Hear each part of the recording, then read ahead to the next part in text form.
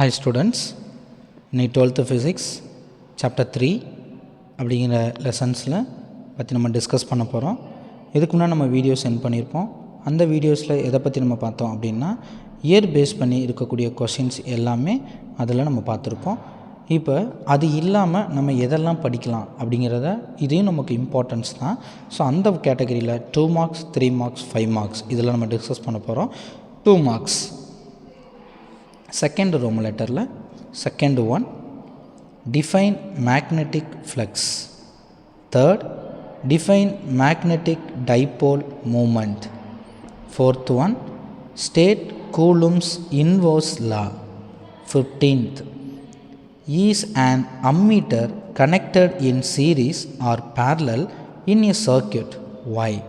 So second ரோம் லெட்டரில் இந்த சாப்டரை பொறுத்த வரைக்கும் எதெல்லாம் இம்பார்ட்டன்ட் கொஸ்டின்ஸ் அப்படின்னு நம்ம பார்த்தோம்னா ரோம் லெட்டர் 2ல் 2, 3, 4, 15 இந்த கொஸ்டின்ஸ் எல்லாமே நமக்கு ரொம்ப ரொம்ப இம்பார்ட்டன்ட் கொஸ்டின். நெக்ஸ்ட் நம்ம 3 மார்க் கொஸ்டினுக்கு போவோம். 3 மார்க் கொஸ்டின்ஸில் செகண்ட் ரோம் லெட்டர்லேயே 6th question state Biot Savart law. Next 9th one compare a dia para and ferromagnetism. 18th question give the properties of dia para ferromagnetic material.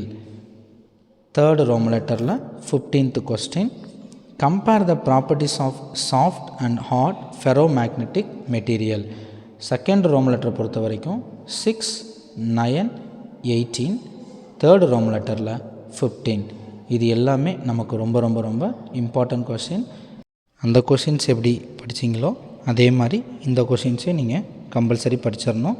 உங்களுக்கு கண்டிப்பாக யூஸ்ஃபுல்லாக இருக்கும். நெக்ஸ்ட்டு நம்ம எதை பற்றி பார்க்க போகிறோம் அப்படின்னா 5 மார்க் கொஸ்டின்ஸ். 5 மார்க்கில் தேர்ட் ரோம் letter. 5th one calculate the magnetic field at a point on the axial line of a bar magnet. 6th one obtain the magnetic field at a point on the equatorial line of a bar magnet.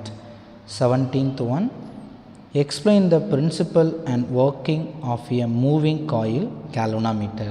So third lesson la 5 mark question category la third Roman letter la important question enna appdin pathina 5, 6, 17. Dear students, ஏற்கனவே அந்த questions எல்லாமே படிச்சிருப்பீங்க நம்புகிறேன். இதையும் படிங்க, கண்டிப்பாக உங்களுக்கு யூஸ்ஃபுல்லாக இருக்கும். ஃபிசிக்ஸ் எப்போவுமே ஸ்மார்ட் ஒர்க்காக படிங்க, கண்டிப்பாக உங்களால் மார்க் எடுக்க முடியும். Thank you, all the best.